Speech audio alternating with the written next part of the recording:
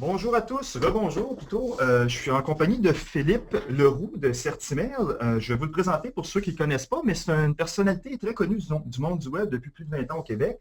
Philippe a fondé en 1994 la première agence web de marketing web au Québec, Pheromone, à l'époque qui s'appelait VDL2. Durant ces 20 années, il a généré des stratégies de marketing électronique pour des nombreuses entreprises québécoises, internationales, notamment JP Morgan Chase, la Caisse de dépôt, RDS, Via Rail, le Club Med, TV5 et RTV, entre autres. En 2013, Philippe a fondé Certimail, qui offre aux PME une solution abordable qui leur permet d'améliorer leur communication électronique en respectant la législation anti-pourriel et en se protégeant des risques d'enquête et d'amende. Donc, Philippe va vous expliquer un petit peu plus en détail ce que ça veut dire concrètement. C'est un produit très intéressant, spécialement pour les gens qui s'intéressent à la loi C-28, dont vous faites partie.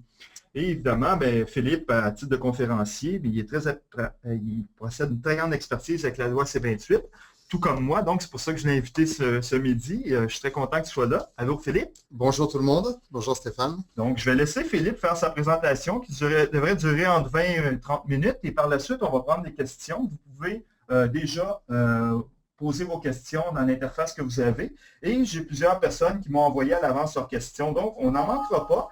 Ça se peut qu'on ne réponde pas à toutes les questions aujourd'hui, mais ce qu'on va faire, on va faire un courriel, on va se faire suivre par courriel les réponses à tout le monde. Donc, vous allez avoir vraiment une banque de questions-réponses intéressantes concernant la loi C-28. Donc, Philippe, je te passe le micro. Je devrais dire la souris. Bonjour tout le monde. Écoutez, merci d'avoir pris votre heure de lunch pour m'écouter, pour nous écouter. Tout d'abord, la loi C-28, qu'est-ce que c'est? Avant tout, ce n'est pas une loi anti-pourriel, contrairement à ce qu'on dit et ce que même le gouvernement dit. Sur votre écran, vous avez le titre officiel de la loi. Ça, c'est le nom de la loi. Vous remarquerez que c'est quasiment un texte à lui seul. En fait, la loi C-28 est une loi qui régit dorénavant toutes les communications toutes les communications électroniques dans le cadre des affaires.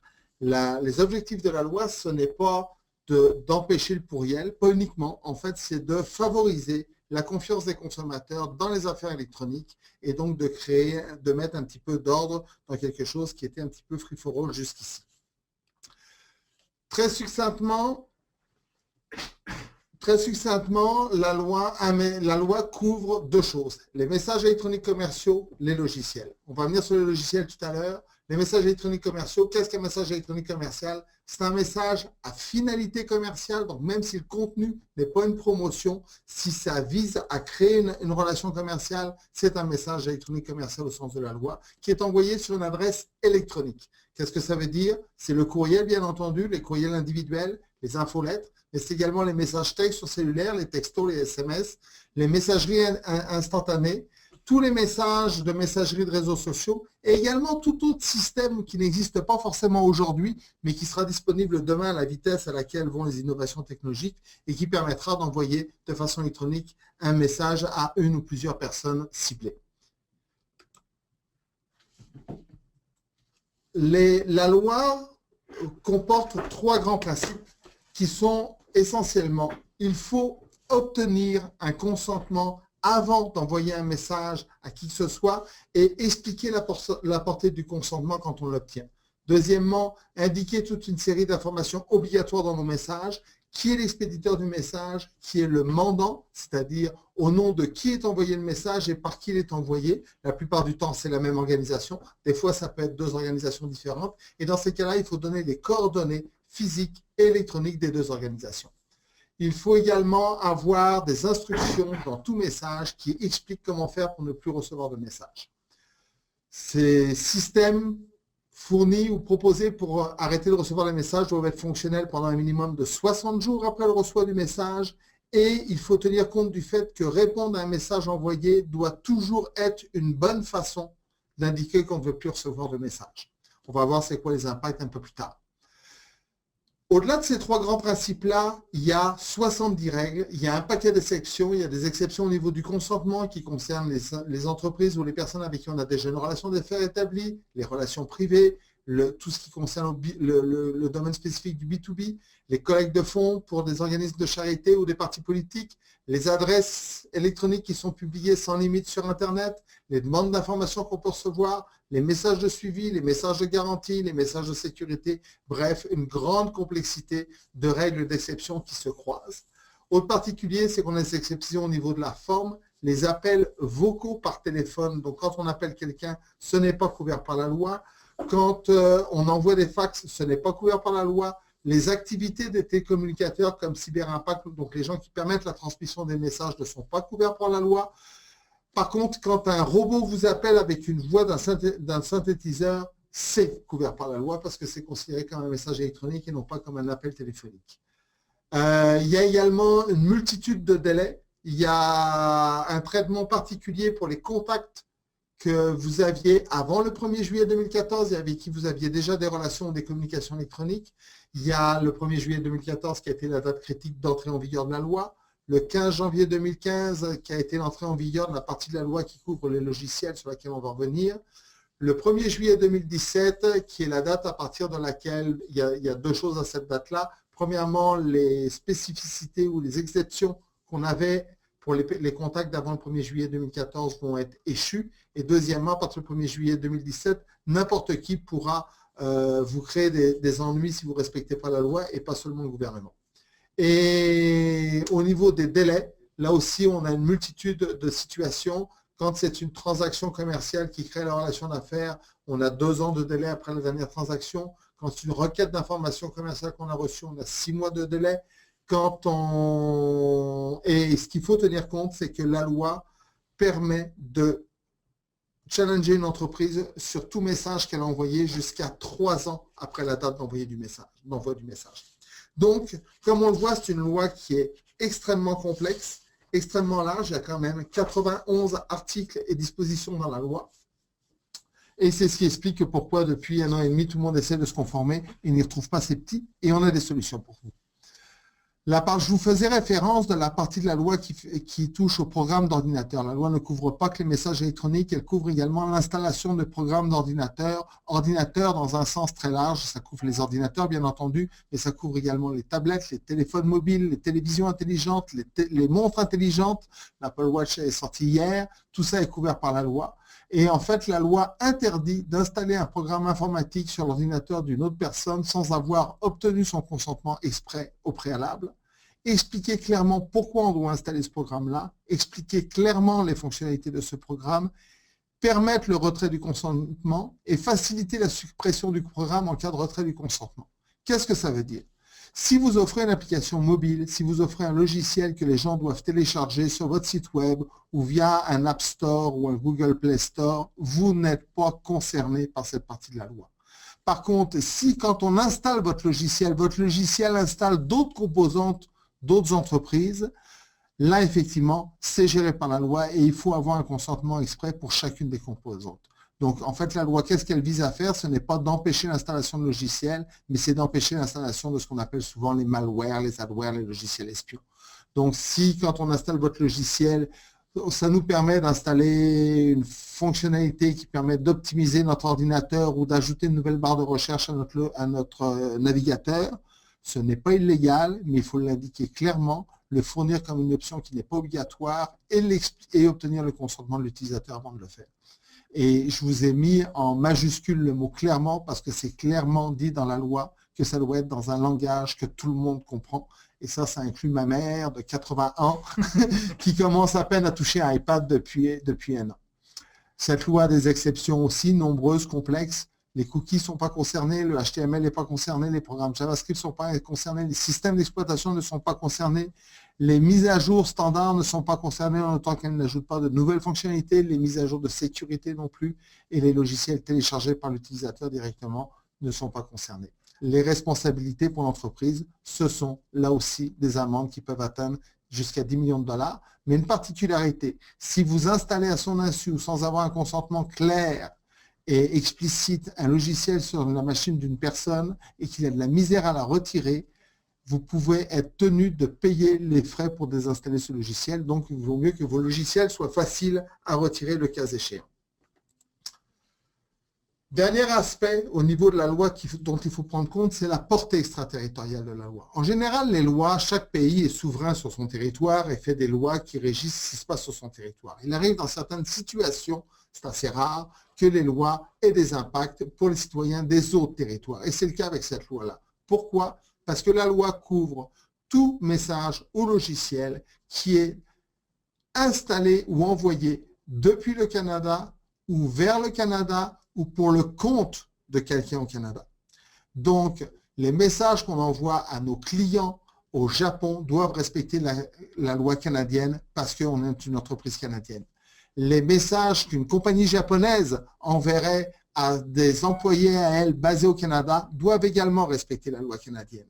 Et les messages qu'une compagnie américaine enverrait à des clients japonais pour le compte d'une entreprise canadienne doivent aussi respecter la loi canadienne. Donc, c'est une loi qui a une portée extraterritoriale. Et d'ailleurs, le CRTC a passé des ententes et continue d'en passer d'autres avec différentes autorités dans les autres pays, notamment la FCC aux États-Unis, pour obtenir que ces autorités fassent respecter la loi canadienne sur leurs commettants dans leur pays. Maintenant qu'on a dit ça, ce que je voudrais, c'est, depuis un an, on a énormément d'informations qui se publient sur cette loi, on a beaucoup de gens qui la commentent, on a beaucoup d'avocats qui en parlent, et ce que je voulais, c'est casser quelques mythes qui souvent restent présents dans la tête des gens. Premièrement, la loi C-28 ne vise pas que les spammers. En fait, la loi C-28 couvre tout message électronique commercial. Donc, si dans le cadre de vos activités d'affaires, vous émettez des messages électroniques, vous êtes concerné par cette loi-là. Donc, ce n'est pas une loi contre les spammers, c'est une loi qui régit toutes les communications électroniques dans une finalité d'affaires et ça inclut effectivement le spam, mais ça ne se limite pas. Deuxièmement, la loi C-28 ne couvre que les envois groupés. Dans aucun des textes de la loi et des 3 règlements qui l'accompagnent, il n'est fait référence au nombre d'envois. Donc, quand vous envoyez un message individuel à une personne, à un de vos contacts, ou que vous envoyez un message à 350 000 personnes, les exigences de la loi sont rigoureusement les mêmes. Donc, tout message, tout courriel qui est envoyé, qu'il soit envoyé à une personne ou à une grosse base de données, doit respecter la notion du consentement préalable, doit respecter l'information obligatoire, doit respecter la notion d'information sur la capacité de retrait. Souvent, on dit, ben, je suis conforme parce que j'ai obtenu le consentement des gens ou je n'écris qu'à des clients, donc des gens qui j'ai une relation commerciale. Le consentement est effectivement une partie importante de la loi, mais ce n'est qu'une partie de la loi. La loi impose également des informations obligatoires en termes de coordonnées physiques, en termes d'informations sur le désabonnement, en termes de provenance du contact qu'il faut absolument respecter dans tous nos messages. Donc, non, ce n'est pas juste d'avoir le consentement. Le consentement est une partie importante et c'est important de l'avoir, mais ça ne suffit pas pour être conforme pour la loi. Seuls les courriels de l'entreprise sont concernés? Non, on l'a vu, les SMS, les messages sur les réseaux sociaux, les messageries privées, les messageries instantanées. Mais également, ce n'est pas juste les courriels de l'entreprise. Ça peut être également les messages électroniques qui sont envoyés par des employés ou par des représentants de l'entreprise à leur propre initiative, éventuellement même à l'insu de leur patron, et qui peuvent mettre l'entreprise dans le trouble. Je prends un exemple. On a une boutique de mode féminine qui embauche une nouvelle employée qui sort du cégep et qui se cherchait un emploi d'été. La jeune fille travaille dans la boutique, est extrêmement excitée, rentre le soir chez elle. Qu'est-ce qu'elle fait? Elle se connecte sur Facebook et là, par la messagerie de Facebook, elle va rejoindre son groupe d'amis proches en disant « Regardez les filles, c'est génial, j'ai eu ma première journée, j'ai eu un fun fou et vous ne savez pas, j'ai vu la nouvelle collection qui va sortir dans un mois. Préparez vos porte-monnaies parce que ça va être génial. » Et bien là, elle vient d'envoyer un message électronique commercial au nom de l'entreprise à tout un groupe de personnes qui n'avaient pas donné de consentement préalable et l'entreprise est responsable, à moins que l'entreprise ait mis en place une politique de gestion des réseaux sociaux pour ses employés qui interdisent à ses employés, effectivement, de faire des communications commerciales électroniques au nom de l'entreprise sans en avoir l'autorisation. Donc, ce qui est important, ce n'est pas parce qu'une entreprise n'a pas de newsletter qu'elle n'est pas à risque par rapport à la loi. Autre croyance qu'on a, il reste 3 ans pour se conformer. La loi a démarré le 1er juillet 2014. Bon, c'est que la date importante, c'est le 1er juillet 2017. On a encore 3 ans pour se conformer. On a le temps. C'est faux. La loi est en vigueur depuis le 1er juillet 2014. Il y a juste la possibilité d'avoir des procès au civil qui a été repoussé au 1er juillet 2017. Et effectivement, les gens avec qui vous communiquez avant le 1er juillet 2014, vous n'avez pas besoin de consentement explicite pour l'instant. Par contre, tous ces messages-là doivent respecter les autres règles de la loi et donc la loi est en vigueur. La plus grande preuve que ça, on a appris la semaine dernière qu'une PME québécoise venait de recevoir une amende pour 1,1 million de dollars en vigueur de la loi, la plus grande démonstration que la loi est effectivement déjà en vigueur. Enfin, on s'attend à ce que le CRTC ne vise que les grandes compagnies. Effectivement, l'exemple qu'on a avec les gens de CompuFinder, qui est une petite entreprise de Moranay, montre que non, le CRTC ne vise pas les grosses ou les petites compagnies. Le CRTC va viser toutes les entreprises qui ne respectent pas la loi et qui génèrent des dénonciations. Pour ceux qui n'auraient pas suivi les nouvelles, d'ailleurs, cette amende, en fait, le CRTC a annoncé la semaine dernière qu'il venait d'envoyer une amende de 1,1 million de dollars à la compagnie, à la PME CompuFinder. C'est une PME qui offrait des cours de formation et qui était réputée par beaucoup pour effectivement envoyer énormément de courriers électroniques de sollicitation pour ces cours de formation et qui était réputée pour avoir des systèmes de désinscription qui ne fonctionnaient pas ou qui ne donnaient pas suite. Donc le CRTC a choisi cette entreprise pour en faire son premier cas de figure, son premier exemple et pas le dernier. Ce qu'on sait au CRTC, on va le voir tout à l'heure, c'est qu'il y a eu une avalanche de plaintes et qu'il y a plusieurs centaines d'enquêtes qui sont en cours.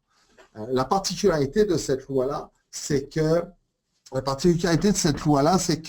habituellement, quand on est accusé de quoi que ce soit, c'est à la partie de l'accusation de faire la preuve de notre culpabilité et on est présumé innocent en partant. Or, cette loi-là est gérée un peu comme un agent de police sur le bord de la route. Il vous met une amende et c'est à vous éventuellement de convaincre un juge que vous étiez dans votre droit. Donc, dans le cadre du CRTC, si vous recevez un procès-verbal d'application de la loi, vous avez un mois, c'est le cas d'ailleurs pour CompuFinder, ils ont un mois pour essayer de prouver qu'en fait, ils étaient conformes à la loi. Mais c'est sur vous, c'est sur l'entreprise que repose la preuve de l'innocence. La question à 10 000 $, et vous savez que le système de communication est ouvert, donc si vous avez des questions, n'hésitez pas à nous les faire parvenir. Je vais demander si dans l'assistance, il y a quelqu'un qui envoie des millions de courriels chaque mois à des inconnus. J'espère que non. Okay, c'est une bonne nouvelle. S'il y a effectivement quelqu'un dans l'assistance qui utilise le courriel pour vendre du faux Viagra ou d'autres produits contrefaits? Non. Non. Si quelqu'un dans l'assistance utilise le courriel pour voler les informations financières? Impossible. OK. S'il y a quelqu'un dans l'assistance qui installe des logiciels espions en douce sur les ordinateurs des gens? Très étonnant. OK. Et si quelqu'un dans l'assistance trafique les données de ses clients pendant la transmission pour faire croire qu'ils sont sur un site à la place d'un autre? On les bloque instantanément, donc c'est impossible. OK. À date, ça fait plusieurs conférences que je donne. Je n'ai pas encore vu quelqu'un lever la main. Non, mais pourquoi ces questions? Parce que si vous êtes dans cette situation-là, il y a des chances que vous ayez une amende de 10 millions de $. Vous n'êtes pas dans cette situation-là, donc vous pouvez être certain de ne pas avoir une amende de 10 millions de $. C'est réglé. Personne n'a à avoir peur à ce niveau-là. Ceci dit, maintenant qu'on a réglé la question à 10 millions de $, on peut regarder les questions à 10 000 $. En général, les gens vont mettre l'information, ce qu'on appelle en langage commun le fameux unsubscribe, le lien des abonnements, c'est une pratique qui maintenant est assez courante dans nos infolettres.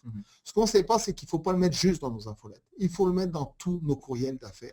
Pourquoi? Parce que la loi couvre tous les courriels d'affaires et exige que dans chaque courriel, chaque message commercial électronique, on indique comment faire pour ne plus recevoir de tels messages si on ne les désire plus. Donc, c'est important que dans la signature de votre email, vous mettiez un petit texte du type « Si vous ne souhaitez plus recevoir de messages commerciaux de ma part, veuillez me le signaler en répondant à ce courriel, par exemple. » Mais c'est important, ça doit être présent dans tous les messages.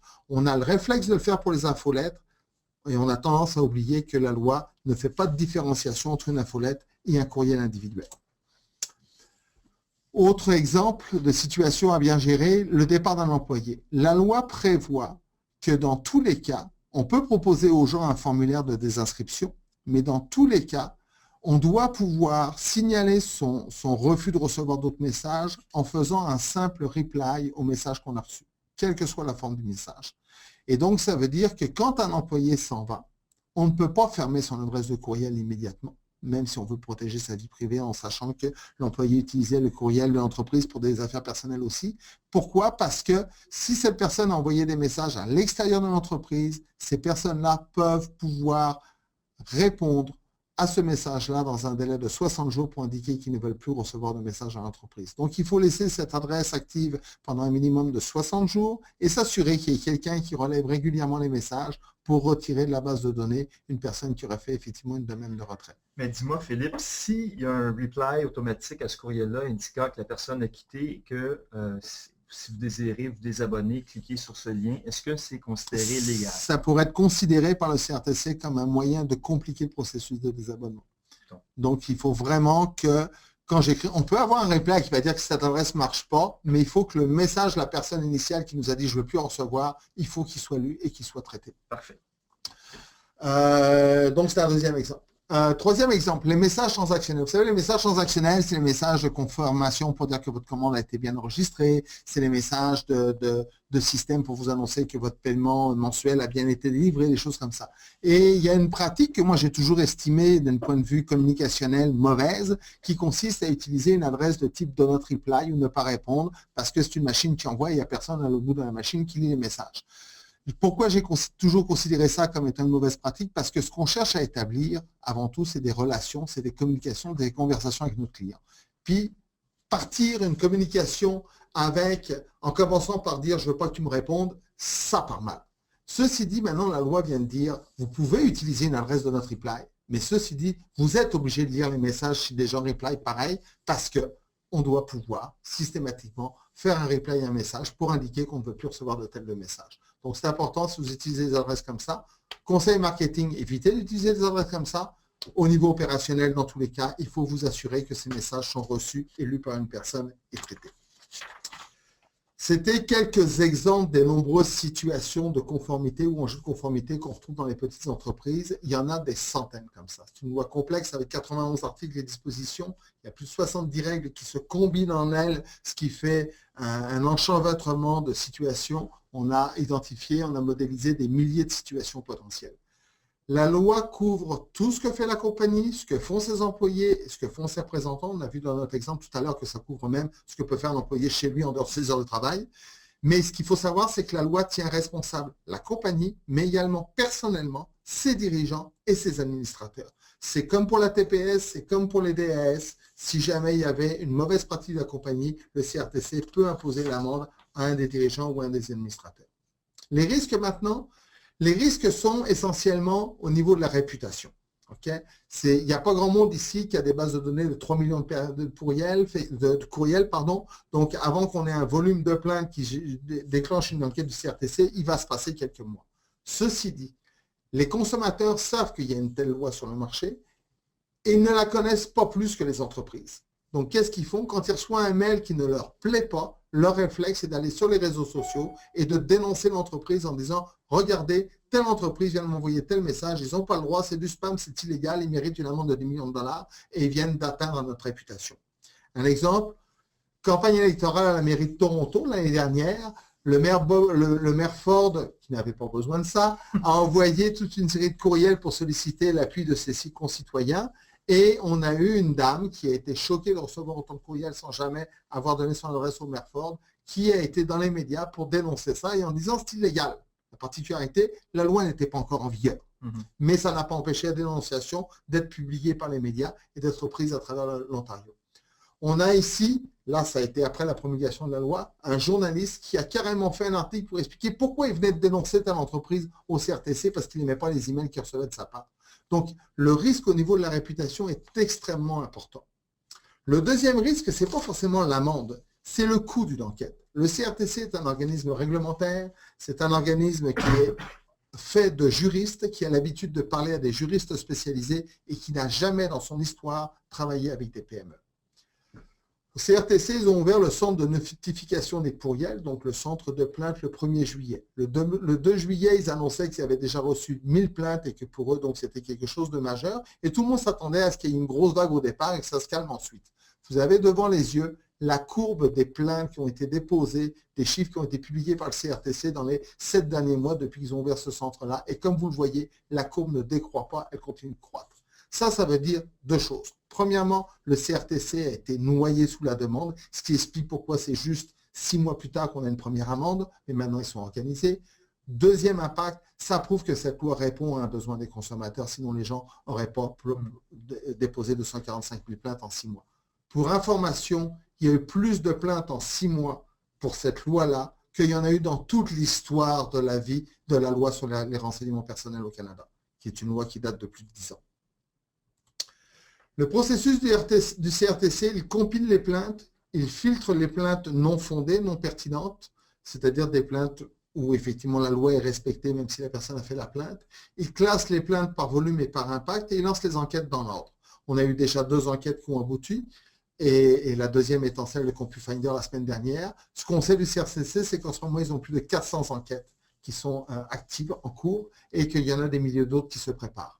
Quand ils lancent une enquête, ce qu'ils vont envoyer à l'entreprise, c'est une notice d'application. Ça, c'est un document juridique qui vous signale qu'il y a un problème et qui vous demande de vous justifier par rapport à ce problème-là. En général, ça prend d'appeler un avocat pour comprendre la notice d'application. Ça prend de mettre beaucoup d'heures à faire des recherches de documentation pour pouvoir se justifier et de rappeler l'avocat pour nous aider à rédiger la réponse dans un langage verbal. Et à la fin de ce processus, de cette enquête, ça peut déboucher avec un procès-verbal qui sera accompagné ou pas d'une pénalité parce que le CRTC n'est pas là pour taper sur tout le monde. Donc, effectivement, l'entreprise qui aura fait des erreurs de bonne foi n'aura pas d'amende, mais aura eu à suivre tout le processus de l'enquête assez pénible et coûteux. Et, bien entendu, si vous avez une amende, si vous voulez vous en débarrasser, il va falloir prouver votre innocence. Des amendes, il y en a partout dans le monde. Souvent, on dit c'est juste au Canada. Il y en a à travers la planète. Vous voyez quelques exemples ici. Maintenant, comment on fait pour protéger son entreprise? Ce que disent les autorités, je ne vous le dirai pas, vous pourrez le lire sur l'écran, mais les autorités disent que si vous êtes capable de démontrer que vous avez pris toutes les mesures en vos moyens, à votre taille, à votre échelle, pour vous conformer à la loi, vous serez à l'abri des pénalités. Donc, ce n'est pas parce que vous avez eu un accident par mégarde qu'ils vont vous tomber dessus. Par contre, il faut être capable de démontrer de façon juridique que vous avez pris toutes les mesures pertinentes pour vous conformer à la loi. Et donc, de suivre un webinaire comme aujourd'hui. Et ça en fait partie. Tout à fait. Et d'utiliser une plateforme de courriel conforme à la loi, c'est aussi une bonne pratique. Le CRTC, dans ses explications, explique que toute entreprise devrait se doter d'un plan de conformité par rapport à la loi C28, justement pour démontrer leur bonne diligence. Un plan de conformité, qu'est-ce que ça signifie? Ça signifie de faire un diagnostic, un audit de l'ensemble de vos processus, éventuellement systèmes si vous en avez, autour de vos communications électroniques. Pas juste les infolettes, tous vos messages, vos SMS, les messages à réseaux sociaux faits dans un contexte d'affaires. De corriger les faiblesses ou les éventuels manquements qu'on peut avoir par rapport à la loi. De documenter la démarche, c'est-à-dire de documenter l'audit, de documenter les faiblesses et de documenter les corrections. De stocker tous les justificatifs, et là, la plateforme de CyberImpact avec sa gestion des différentes sources de contact permet effectivement de gérer bien les justificatifs des consentements qu'on a obtenus.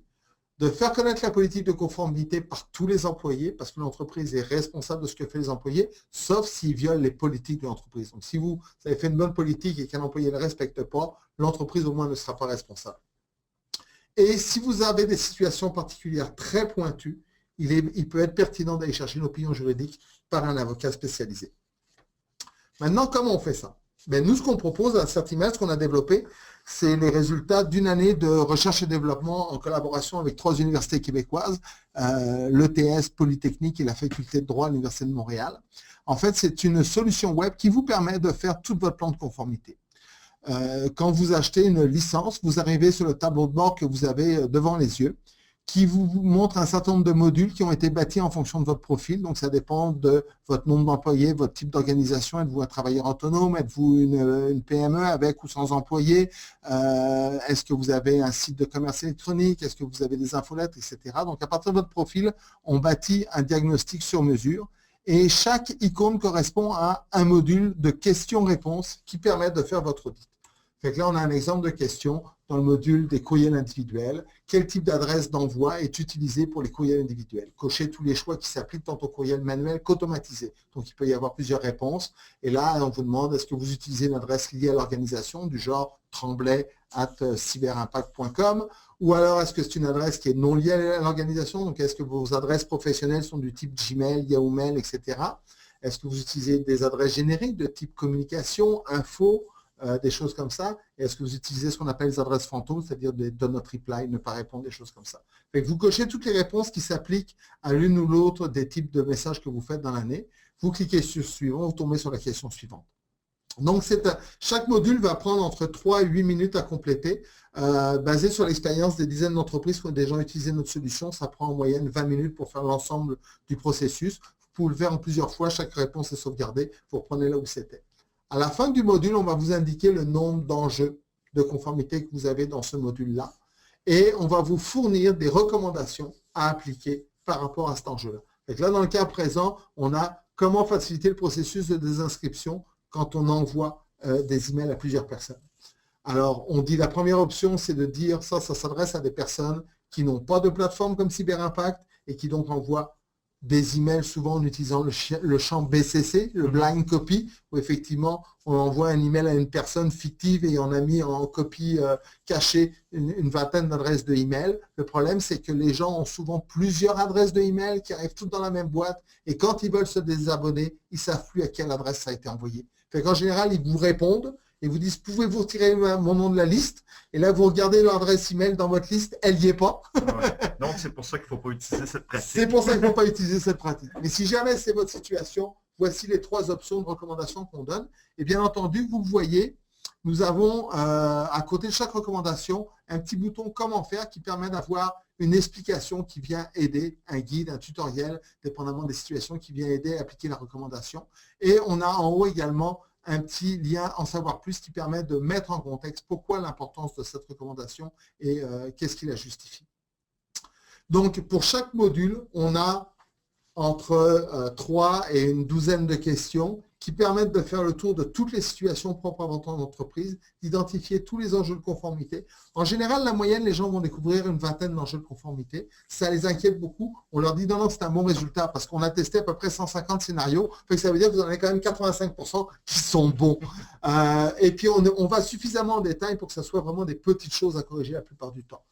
Comme je le disais tout à l'heure, la plupart de nos clients ont mis une vingtaine de minutes pour compléter l'audit et ont été capables d'implanter les recommandations en l'espace d'1 à 2 semaines maximum. Et on sait bien que les gens n'ont pas que ça à faire. Tout au long du processus, vous avez accès à droite de votre écran, l'icône nos experts à votre service, consultez tout au long du processus. Si vous avez des doutes sur la bonne réponse par rapport à une question, si votre entreprise est dans une situation particulière, il y a une recommandation que vous ne comprenez pas très bien, ou vous auriez l'idée de le faire différemment, vous voulez vous assurer que ça soit conforme, vous pouvez cliquer sur ce bouton-là, il y a un formulaire qui s'ouvre, et là vous indiquez pour que l'expert vous contacte par email, par téléphone, par Skype. Et autant de fois que vous en avez besoin, c'est illimité. Et c'est inclus dans le produit. L'ensemble des recommandations sont regroupées. Vous avez le chiffre 13 recommandations dessous mon plan d'action. En fait, ça vous permet d'accéder à un récapitulatif de l'ensemble des recommandations que vous avez obtenues et donc de faire le suivi de lesquelles sont implantées, lesquelles ne sont pas implantées. À chaque fois que vous implantez une recommandation, vous allez dessus, vous cliquez le bouton C'est fait. C'est ce qui nous aide à stocker l'information sur l'implantation de cette recommandation et donc à générer à la fin, quand vous allez avoir appliqué toutes les recommandations, votre certificat de conformité. Ce certificat de conformité, vous pouvez le mettre dans les signatures de vos emails, dans les signatures de vos infolettres, dans vos formulaires d'acquisition d'adresses. Ça sert à sécuriser vos clients sur le fait qu'ils peuvent donner leurs coordonnées en toute sécurité. Vous respectez la loi canadienne, vous respectez les bonnes pratiques du domaine et donc ils ne seront pas spammés. Également, si jamais vous aviez néanmoins une plainte et que vous aviez une demande une notice d'application de la loi du CRTC, vous avez vu, il y a un bouton en haut à gauche qui s'appelle rapport de bonne diligence. Vous cliquez sur ce bouton-là et nous allons vous générer un rapport qui documente toutes les démarches que vous avez faites depuis l'audit initial jusqu'à la certification et qui permet de justifier au CRTC qu'effectivement, vous avez pris les bonnes démarches pour vous conformer à la loi et donc vous êtes à l'abri des pénalités. Fait que ça, c'est l'ensemble du système qui vous permet donc de vraiment commencer à votre rythme le processus pour vous rendre conforme et commencer surtout à vous protéger vis-à-vis des différents risques. Et pour l'avoir utilisé, pour l'avoir testé à maintes reprises, c'est vraiment bien fait, c'est simple à comprendre. Donc, on n'a pas besoin d'être un avocat pour utiliser le Absolument. système, c'est même le contraire. Ça vise à justement éviter d'avoir deux, trois avis juridiques différents d'avocats. Donc, au lieu de payer des frais insensés, des fois, pour avoir des avis qui ne sont pas très clairs, ben, une plateforme comme Certimail vous permet vraiment de faire le processus d'audit, de vous protéger et d'avoir accès à un expert à très faible coût. Vous allez voir un petit peu plus tard. Et il y a la question d'assurance, ça s'applique toujours? Alors oui, effectivement, les avantages que vous offre Certimail, c'est que vous avez accès donc à ce système d'audit en ligne.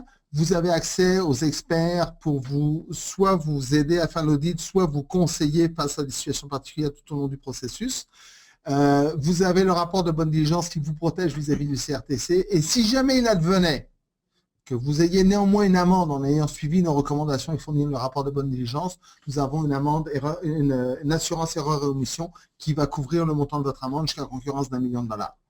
Donc, c'est une très bonne façon de se protéger. C'est une bonne façon de se protéger. C'est à la fois un bon outil pour mettre, entre guillemets, pour mettre ces pratiques de communication électronique aux meilleurs standards de l'industrie, donc les rendre en général beaucoup plus efficaces, de s'éviter des problèmes, notamment en termes de réputation, et surtout de s'assurer contre les problèmes pour le fraction du coût que coûterait une police d'assurance. Et c'est pour ça que ça devient très intéressant en complémentarité avec CyberImpact, parce que CyberImpact vous permet d'envoyer des infolettes conformes, vous permet de gérer tout le consentement de vos contacts, la date d'échéance, la gestion des désabonnements, donc ce que Philippe parlait, et aussi la gestion du contenu obligatoire. On entend par là l'adresse en pied de page, le logo, etc. Donc, c'est une façon...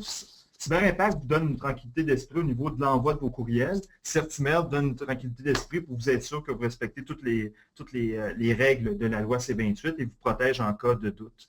Donc, c'est pour ça qu'on travaille avec Philippe et qu'on était très content de le recevoir ce midi parce que pour nous, c'est vraiment le meilleur des deux mondes. Et justement, pour vous faire profiter de notre webinaire, on a vous allez voir, le prix habituellement est de 849. On vous offre en spécial la solution Certimail à 749. Donc, tout ce que vous avez à faire, c'est d'aller sur le site web de certimail.ca et d'entrer le code promotionnel CyberImpact. On va vous envoyer par courriel, on va faire un suivi avec l'enregistrement de vidéo, les réponses aux questions, et je vais mettre aussi dans le courriel le lien vers la promotion. Donc, c'est vraiment intéressant, comme vous allez voir, comme vous avez vu, et je vous encourage vivement à aller visiter le site de Certimail pour plus de détails encore si vous avez des questions. Voilà. Je rappelle juste un élément de précision. Pour 849 $, normalement 749 $ en tant que participant au webinaire, vous avez donc accès à la solution complète. Donc ça, c'est tout le processus de conformité avec le support des experts, la certification qui se fait en général en 1 à 2 semaines. Ça vous protège également pendant 1 année. Vous pouvez faire des mises à jour. Si vous décidez de faire de nouvelles campagnes de marketing, vous pouvez venir tester votre pratique sur le système au cours de l'année. Et si vous souhaitez maintenir la protection pour les années subséquentes, le frais par la suite est de 10 $ par mois. Donc, c'est un investissement de 750 $ la première année, mais les années subséquentes, ça coûte juste 10 $ par mois pour ceux qui veulent le maintenir. Mais dans des petites entreprises, dans des entreprises de moins de 10 personnes, on estime que c'est probablement pertinent de maintenir la certification. Ce qui est important, c'est de se mettre aux normes, puis après, ça roule as usual, comme on dit en bon chinois. J'ai vu qu'on avait reçu quelques questions. Oui, bien écoute, c'est ça, on est rendu à la période de questions. On a eu beaucoup de questions. Merci à tout le monde. Première question, je vais nommer juste ce prénom, la personne va peut-être se reconnaître. Ici, on a Elena qui nous demande, est-ce qu'il est trop tard pour tenter d'obtenir le consentement de nos contacts? Si nous entretenons une relation d'affaires, est-ce un consentement implicite? C'est une excellente question. Premièrement, vous avez vu, on a tous vu au mois de juin, juillet, des milliers de messages qui nous demandaient de conformer le consentement. Ces messages-là étaient une erreur. Ils n'étaient pas nécessaires, ils étaient néfastes et en fait, ils ont créé un phénomène de spam contre lequel la loi est censée s'attaquer. La loi précise clairement que tous les contacts avec qui vous entreteniez des relations de communication électronique avant le 1er juillet 2014, le gouvernement estime que vous avez donc déjà un consentement implicite. Et vous n'avez pas besoin d'avoir de consentement explicite de ces gens-là, donc de les faire cliquer sur un bouton avant le 1er juillet 2017. Fait que surtout, ne spammez pas vos contacts en disant « j'ai besoin d'avoir votre consentement ». Au contraire, ce qu'on vous conseille, c'est de communiquer avec eux comme de coutume et par contre, régulièrement dans vos communications, de les inciter subtilement, dans le cadre de vos relations, à venir confirmer ce consentement. Fait que plutôt que d'envoyer un message légal en disant « veuillez confirmer que vous voulez continuer à recevoir les choses », sur lequel les taux de clics sont en général de 10-15%, vous êtes mieux de dire « nous allons bientôt envoyer tel livre blanc, nous allons bientôt publier telle nouvelle information, nous allons bientôt annoncer la programmation de notre nouvelle saison. Souhaiteriez-vous la recevoir ou être parmi les premiers à la recevoir ?» Les gens disent « oui, fantastique, ils viennent de vous donner un consentement explicite ». Ils ont dit non, ils n'ont pas dit qu'ils ne voulaient plus rien recevoir. Et donc, vous pouvez faire ça plusieurs fois au long des 3 prochaines années. Si on regarde au niveau de Cyberimpact, dans la fiche du client, vous avez la date à laquelle vous avez inscrit la personne dans le système et vous avez des statistiques concernant l'ouverture, tout ça, des membres. Donc, les gens qui sont avant le 1er juillet, vous avez une preuve à ce niveau-là, au niveau légal.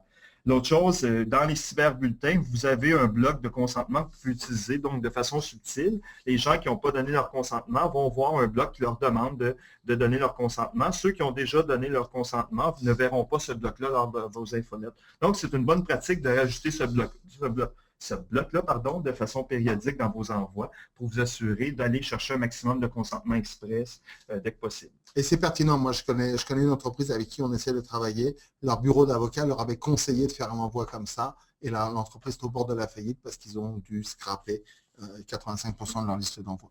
Oui. Donc, une autre question ici de Louise Elisabeth. Est-ce qu'il faut toujours une acceptation écrite de la personne pour envoyer des courriels? Et si oui, est-ce qu'il faut les garder dans mon dossier?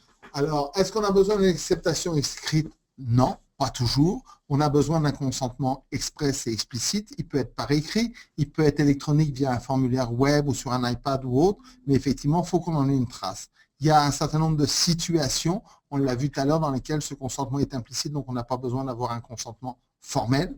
Mais dans tous les cas, il faut conserver absolument toutes les traces qui justifient l'envoi d'un email à quelqu'un. Donc, si on envoie un email à quelqu'un parce que c'est un ancien client avec qui on continue à communiquer, il faut garder la trace de la dernière transaction qui doit être de moins de 2 ans avant l'envoi du message pour justifier qu'on avait le droit de l'envoyer. Si c'est parce que la personne nous a donné son consentement express d'une façon ou d'une autre, il faut qu'on conserve la preuve de son consentement. Quand je vous ai dit, il faut être capable de répondre au CRTC dans un nombre d'informations, c'est le genre d'informations qu'ils vont exiger. Et si vous ne les avez pas, vous êtes en tort vis-à-vis de la loi.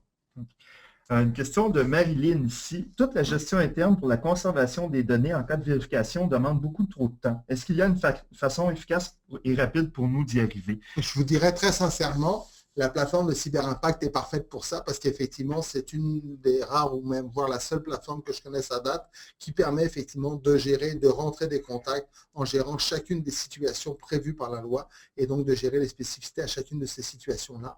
Si vous avez un volume de contacts important et que donc ça vous prend beaucoup de temps, il peut être pertinent éventuellement d'utiliser un système de CRM qui va se connecter avec la plateforme de Cyberimpact et va vous permettre de gérer donc le consentement tant au niveau de vos envois d'infolettes que de vos envois individuels. Et j'ajouterais, si jamais il y a une plainte, vous pouvez exporter vos contacts avec la preuve, toutes les preuves justificatives, donc ça vous sauve beaucoup de temps en cas d'enquête.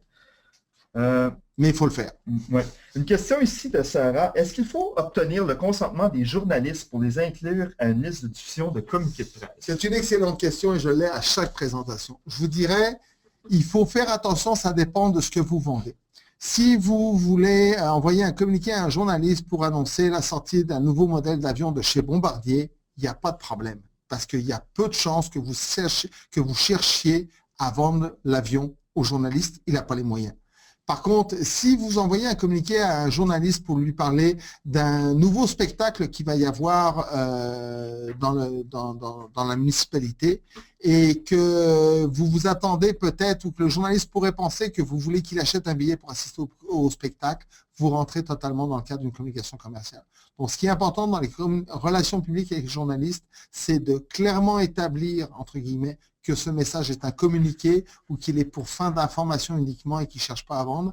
Et éventuellement, les journalistes vont apprécier d'avoir des demandes de consentement. Parce que les journalistes veulent être informés. Et des fois, les journalistes vont même demander à avoir une demande de consentement.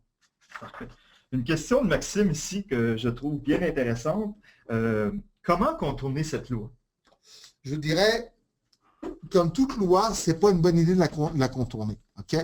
Il y a une loi, c'est la loi, elle s'applique. Au Canada, on a tendance à respecter les lois. On a tendance à bien les analyser pour voir comment on peut rester au maximum sur le bord de la ligne tout en respectant la loi, mais respecter la loi, c'est important. La loi, faut pas oublier, cette loi, elle a ses imperfections, elle est extrêmement sévère, elle est très compliquée. En même temps, la loi, elle a un principe de base fondamental. C'est de pousser les entreprises à appliquer les bonnes pratiques. Une bonne nouvelle, c'est qu'en général, quand on applique les bonnes pratiques, c'est plus efficace en termes de communication marketing. Fait que, il y a une grande partie des choses que nous, on recommande à nos clients à cause de la loi sont des choses que, quand j'étais en agence, on recommandait déjà à nos clients il y a 5 ou 10 ans, même s'il n'y avait aucune contrainte réglementaire. Donc, je dirais, cherchez pas à contourner la loi, cherchez à l'appliquer. Par contre, je vous dirais, appliquez-la d'une façon intelligente, puis je pense que notre système et la personnalisation des recommandations en fonction du contexte de chaque entreprise y contribue beaucoup. C'est vraiment de voir c'est quoi la meilleure façon de se conformer dans le contexte spécifique dans lequel on est. Et c'est ce qu'on offre. En général, c'est des consultants qui font ça. Ça va coûter 10 000, 20 000, 30 000 $ pour le faire avec un consultant. Nous, on l'offre dans un système qui est semi-automatisé pour un tarif beaucoup plus abordable pour les petites entreprises. Et j'ajouterais que la loi, moi je compare souvent cette loi-là à la loi de l'assurance automobile. La loi nous dit qu'on doit rouler à 100 sur l'autoroute. La majorité des gens vont monter jusqu'à 119. Donc ça, c'est le cadre de la loi. C'est la même chose pour la loi antipourriel. Il y a un cadre, il faut le respecter. C'est sûr qu'à l'intérieur, on ne peut pas être parfait dans tout. Il faut démontrer notre bonne foi, il faut faire un maximum, mais il ne faut pas essayer de la contourner parce que c'est là qu'on va avoir des amendes qui risquent d'être salées. Mais si vous faites votre travail, vous suivez des webinaires comme aujourd'hui, vous utilisez les plateformes, vous prenez des bonnes pratiques, vous vous servez de votre gros bon sens, quand on envoie des courriels aux gens qui désirent les recevoir, on a du succès. Si on envoie des courriels à des gens qui ne nous connaissent même pas, qui veulent rien savoir de nous, c'est clair qu'on ne fera pas de vente, donc ça nuit plus à notre réputation que d'autres choses. Donc à ce niveau-là, respectez-la, mais c'est un cadre et il ne faut pas non plus revirer complètement fou avec cette loi-là. Je vous dirais, si vous cherchez à contourner la loi, vous allez vous faire pogner. Tout à fait. Les gens de CompuFinder, plusieurs les connaissent parce qu'ils ont subi leur spam dans le passé. Les gens de CompuFinder se sont fait pogner et ils ne passeront pas à travers. Si vous cherchez à contourner la loi, vous allez vous faire pogner. Par contre, la recommandation, comme le disait Stéphane, les gars du CRTC sont pas en train de mettre un policier derrière chaque entreprise à vérifier chaque courriel qui sort. Faites une démarche de conformité, que ce soit avec la solution de CertiMail, que ce soit avec un consultant spécialisé, que ce soit avec un bureau d'avocat, mais faites une démarche de conformité, c'est votre meilleure protection.